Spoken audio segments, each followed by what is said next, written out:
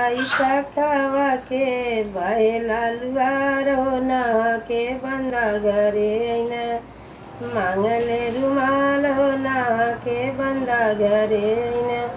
हमरे नी पापा के बड़की दुकान की जाए नैयर माम के लिए रुमालो की जाए नैयर माम के जेठ बैसाखवा के बहेला लुआरो ना के बंदा घरे न मांगले रुमालो ना के बंदा घरे न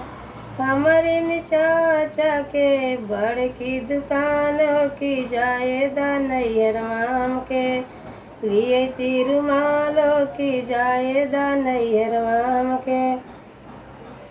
जेठ बैसाखवा के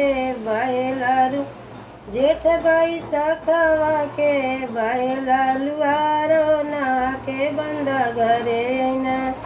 मांगले रुमालो ना के बंदा घरे न हमारे भैया के बड़की दुकान की जाए नैयर माम के लिए रुमालो की जाए नैयर माम के जेठ बैसाखवा के बहेला लुआरो ना के बंदा घरे न मांगले रुमालो ना के बंदा घर